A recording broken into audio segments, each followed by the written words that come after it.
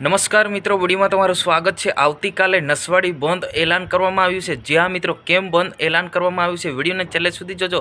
હું તમારો દોસ્ત શૈલેષ ભીલ। આજની વિડીયોની અંદર આપણે વાત કરવા જઈ રહ્યા છીએ। આખો દેશ જાણે છે, આપણને પણ ખબર છે કે જમ્મુ કાશ્મીરમાં જે પહેલગામમાં જે હુમલો થયો છે અને નિર્દોષ લોકોના 27 થી 28 લોકોના જીવ ગુમાવ્યા છે, એના મૃતકને આત્માને શાંતિ આપે એ માટે નસવાડી એટલે કે 28 તારીખે જો નસવાડી બંધ એલાન આપ્યું છે। જી હા મિત્રો, એટલે કે આવતીકાલે સોમવારના રોજ નસવાડી બંધ એલાન આપ્યું છે કે અત્યારે આપણા દેશ પર શું ચાલી રહ્યું છે આપણે બધા જાણીએ છીએ કે અંધાધૂંધ ફાયરિંગ પણ ચાલી રહ્યું છે અને આપણા દેશના સૈનિક આપણા માટે બોર્ડર પર ઊભા છે, કેમ કે અત્યારે પાકિસ્તાની જે આતંકવાદી દ્વારા જે હુમલો કરવામાં આવ્યો એટલે કે પહેલગામ એટલે કે જમ્મુ કાશ્મીરના પહેલગામ ખાતે જે હુમલો કરવામાં આવ્યો છે, જ્યાં આગળ જે લોકો પ્રવાસીઓ ગયા હતા એમની સાથે આવી ઘટના બની હતી અને એમાં ગુજરાતી પણ સામેલ હતા। ગુજરાતીનો પણ કેટલાક લોકોનો જીવ ગયો છે। તે માટે નસવાડી એટલે કે છોટાઉદેપુર જિલ્લાના નસવાડી તાલુકામાં આવતીકાલે જે બંધ એલાન કરવામાં આવ્યું છે કે જે મૃતકના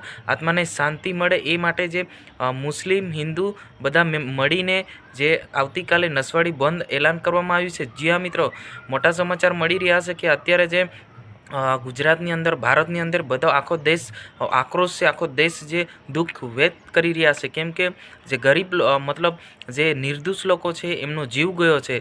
જીવ કેવી રીતના ગયો કે જ્યાં લોકો જે પ્રવાસ માટે ગયા હતા એમની સાથે જે ઘટના બની છે, આ ઘટના દુઃખદ ઘટના આપણે કહી શકાય છે કે ભાઈ એમના પર ફાયરિંગ કરવામાં આવ્યું, આતંકવાદી દ્વારા જે ફાયરિંગ કરવામાં આવ્યું છે।